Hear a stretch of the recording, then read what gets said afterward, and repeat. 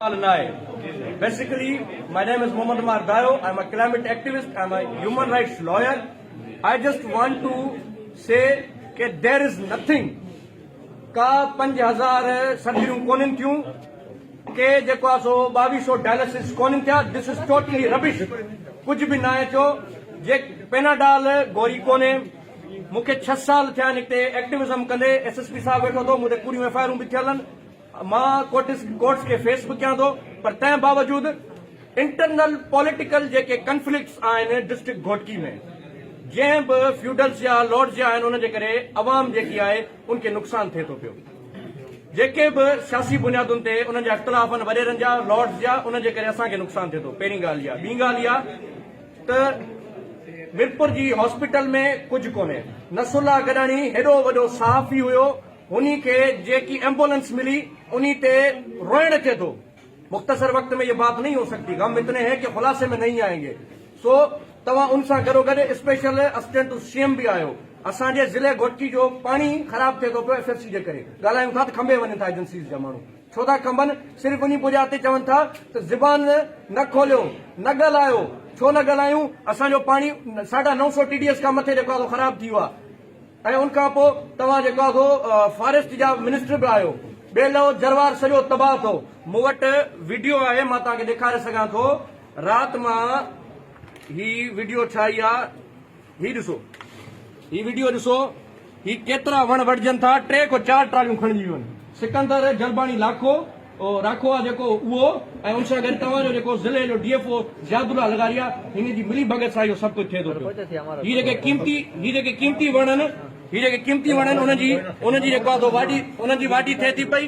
Climate ते सॼी दुनिया सीरियस आहे ऐं असां वेंदा आहियूं नॉन सीरियस थींदा क्लाइमेट जे बुनियादुनि ते. सो मां सिर्फ़ सवाल बराए सवाल करण न आयो आहियां. मूंखे इन्हनि सवालनि जा जवाब ॾियो महिरबानी करे. ऐं उन सां गॾोगॾु मुराद अली शाह साहब खे इहा ॻाल्हि कयो त बाबा माण्हुनि खे जेको आहे सो एॾो सप्रेस न कयो.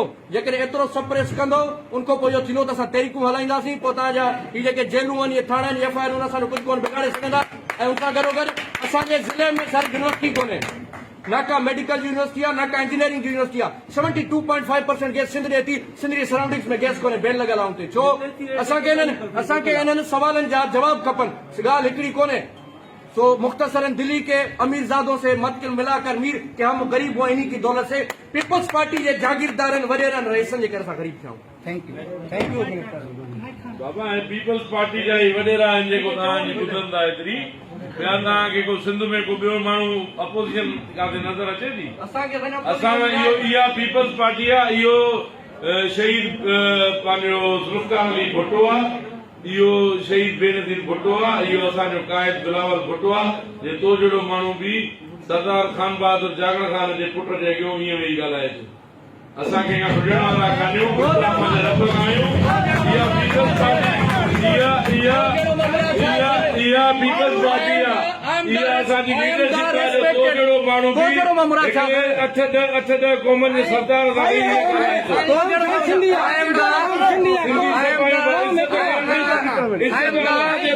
I am the respected citizen of this country. I am the taxpayer.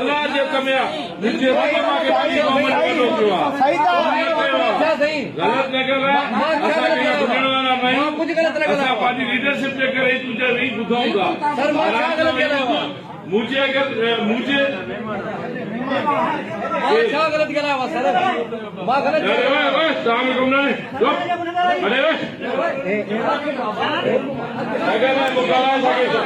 नसुल्ला के मारे ओसा के मारे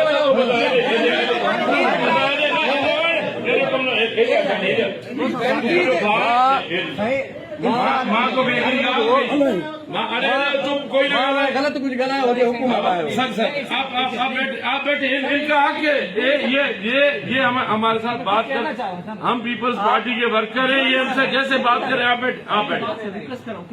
असां जे अलाऊं तव्हांखे जीअं वणे ॻाल्हायो, पर इज़त सर मां को इज़त असांजी इज़त असांजी बि आहे.